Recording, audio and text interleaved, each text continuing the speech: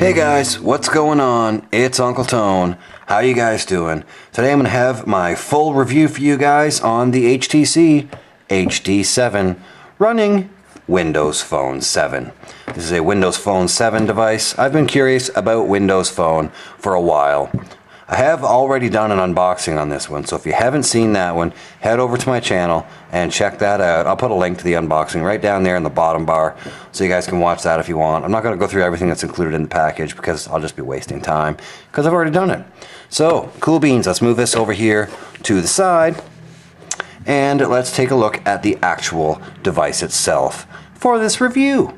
I'm going to start with the hardware, and then we'll move over to the meat and potatoes of Windows Phone 7. So this phone does feature a 1 GHz Snapdragon processor, single core, not dual core. And despite the fact that it isn't dual core, I didn't really notice an issue with it being laggy or slow or anything like that. It's quite zippy, in fact. It's quite zippy, quite speedy, and I didn't have any issues with it being only a single core processor. It does feature a 4.3-inch diagonal screen at 480 by 800 resolution, which, let's be honest, is not the highest resolution screen out there. It is a Super LCD screen, which, from what I understand, is actually a little bit better on battery life than an AMOLED display, or Super AMOLED, for that matter. And I didn't really have any issues with the screen. The colors are nice, so on and so forth. But when you're watching videos, or if you're watching a movie or watching videos or something like that on it, you can definitely see that it's not the highest resolution screen. Granted, I am used to the Retina display on the iPhone 4, so, you know, I did notice a difference between the two screens. I definitely prefer the Retina display on the iPhone 4, although I do love the 4.3-inch display size. I love the screen size. It's awesome. It's huge and gorgeous. So there you go. Here on the top here you have the sleep and wake button. Really super easy to press. It's pretty flush with the top of it, actually, but it seems to fall, you know, directly into your finger, and it's really not hard to hit at all with a simple tap. So there you go. I mean, firm tap, but a tap nonetheless. On the back you do have a 5 megapixel camera, megapixel camera with a dual LED flash. Takes really good pictures, actually. This does also support 720p video recording. I did take a couple, you know, quick little videos with it just to test the quality, and they look pretty good. So, you know, still pictures look pretty good. The 720p videos look pretty good. I didn't really have any complaints with the camera at all. For a cell phone, the camera is pretty darn good. Here on the back you also do have a kickstand built into the back of the device, so if you want to set it down, watch videos or whatever, you can absolutely do that with a built-in kickstand. Here on the side you have the volume rocker as well as a dedicated camera button. No matter what application you are running, hitting this camera button will automatically jump you into the camera application, which is pretty cool. So, you know, sometimes life's moments come up on us quickly and we want to be able to snap a photo real quick. So having a dedicated camera button is really nice. You can just jump straight into the camera. That is very cool. Here along the bottom you do have your 3 capacitive Windows Phone buttons, your start menu, search, and back. Very simple and pretty self-explanatory. Here on the bottom you have a 3.5mm headphone jack, a micro USB port, which is what you're going to sync and charge it with, and then you have your little microphone right down here. Pretty cool, pretty simple, fairly basic hardware. Your speaker is also right here on the back, and that's one other thing I wanted to mention is the sound on this phone is pretty terrible. The speaker is not great. And the sound, particularly when playing games, I downloaded a couple of games that I'll get to later in this video from the marketplace, and to be honest with you, this sounded terrible. So the speaker is not real great. So that's pretty much it for the hardware, guys. Really no complaints about the hardware. It's zippy, it's fast, it runs pretty well. No real complaints there. Windows Phone 7. This is the part that really had me curious. I have been interested in Windows Phone 7 pretty much ever since it came out. Let me zoom in here on the screen a little bit for you guys. And it looks really neat. It looks really different than everything else that's out there. It's completely different than iOS and Android. And here on the main home screen, you have these live tiles, which I'm sure you guys have seen before. Here you have your HTC Hub. This launches you directly into the HTC's Hub, where they have applications specifically for Windows Phone 7. And it also gives you weather. As you can see, it also has the weather on there for me in Kincardine. It's 24 degrees and humid and pretty hot, actually. And then you have your, calls, and I have CSMIC on here for Twitter, and your People tab and your messaging. I also put Facebook on here, music and videos. And here's where we get to the interesting part with email. I have become quite used to iOS, and Android has the same feature where it has a unified inbox. This does not feature a unified inbox. You're going to need all three of these separate tabs if you're like me and you still have a Hotmail account as well as a Google Gmail account and a Yahoo Mail account. You're going to need all three of these tabs to get to each one individually. I was a big fan of iOS, where you have a single inbox and all of your emails go into a single inbox. I like that a lot. I get 100 to 150 emails a day, pretty much every day.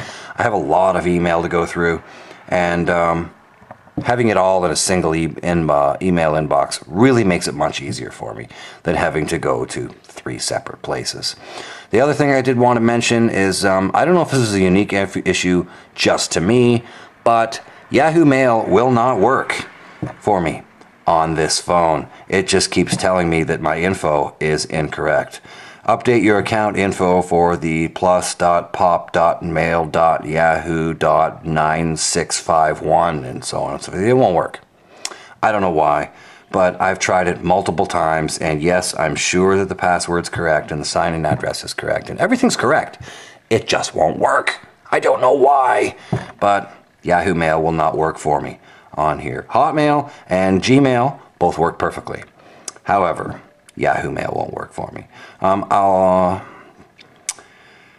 Moving on to the other stuff. I really like Windows Phone. However, it is missing a few things for me that iOS and Android have. One of those would be the unified email inbox that I already mentioned. Another one would be push notifications. These are live tiles, and they update automatically as you get a text or as you get email or as someone sends you a message on Facebook and that kind of thing. You'll get a 1 or 2 or 100 or whatever, however many you have at the time. But particularly with Twitter, it doesn't have push notifications. I get a lot of messages on Twitter too, so I like to have a push notification to let me know what that message is and whether I need to respond to it or whether I can get to it later. That's a really super handy feature for me, being that, I get probably 20 to 30 mentions a day. So that's really handy for me to be able to go through that too. Also on here we have Xbox Live and the Xbox Marketplace. This is where you're going to find your games and so on and so forth. So if we go in here to the Marketplace, you can see we have applications. Right now coming up is Foursquare, which I don't have installed. But if you scroll over, you'll have all or your HTC applications, and then they have them broken down into categories just like iOS. You have entertainment, music and video, tools and productivity, lifestyle, kids and family, all the different categories. But particularly here, if I go into games, one thing you're going to notice here is the games here on Windows Phone tend to be significantly more expensive than their iPhone and Android counterparts. For example, here we have Angry Birds. Angry Birds is a very popular game, as I'm sure you guys know. And on iOS and Android, it is 99 cents. I believe it's still 99 cents on Android. I could be wrong. I don't have an Android phone right here with me to look it up. But I know it's 99 cents on iOS. So if we click on it here on Windows Phone, you'll notice that it is $2.99. That's 3 times more. That's pretty expensive. I don't know if it's harder to code for a Windows Phone or why it's so much more expensive, but I have noticed looking through here at some of the applications I have for my iPhone that are also here on the Marketplace here, they all tend to be more expensive than on iOS or on Android. So that's something to be aware of. If you're considering Windows Phone, be aware of the fact that the applications are going to cost more. So there you go. Xbox Live is pretty cool. It's where you're going to go to play all of your games. And here I have installed Hydro Thunder and Need for Speed Underground. I just downloaded the trials just to try them out. And they play pretty well. But like I mentioned earlier, the sound is terrible because the speaker in this phone is not great. It's my only complaint about the hardware, really, is the speaker on the back is horrible. The sound is just not great.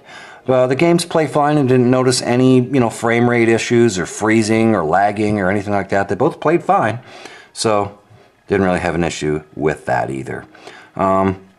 That's pretty much going to do it for Windows Phone 7, guys. I'm left with the overall impression of Windows Phone 7 is it's really neat. It's definitely different, and I like it quite a bit, but I think it's going to need to grow a little bit more before it's really ready, before it would replace iOS or Android for me on a daily basis. Perhaps the Mango update coming out soon would do that. I don't know. I haven't had access to the Mango update to see what's in it, but for now anyway, I think Windows Phone 7 needs to grow a little bit more before it's really ready for prime time. For me anyway. You guys may love it, but for me, I'm going to need it to, grow a little bit more before, this would be an everyday kind of a phone for me. It works perfectly. Like I said, I love the transitions, and the UI is amazing. The transitions switching between applications are gorgeous. They need to build something like this into the iPhone because it really does look sharp. Really nice, smooth transitions, and everything loads very quickly, and so on and so forth. There's really no complaints. Just, a few missing features that it would really be nice to have that, the iPhone just, or that, Windows Phone just doesn't have yet. Other than that, it's pretty cool. But like I said, it's still not going to replace iOS for me, or Android for me. Anyway, cool beans. So that's pretty much going to do it, guys, for my review on the HTC HD7.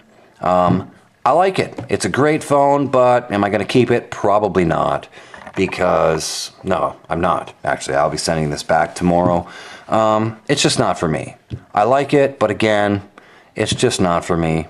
There you go. I still prefer iOS. I like the functionality of iOS better.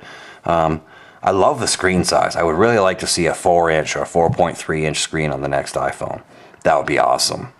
But who knows if we'll see that or not. So that's pretty much going to do it, guys. That's pretty much my thoughts on Windows Phone 7. I don't want to make this video too long and bore you guys too much.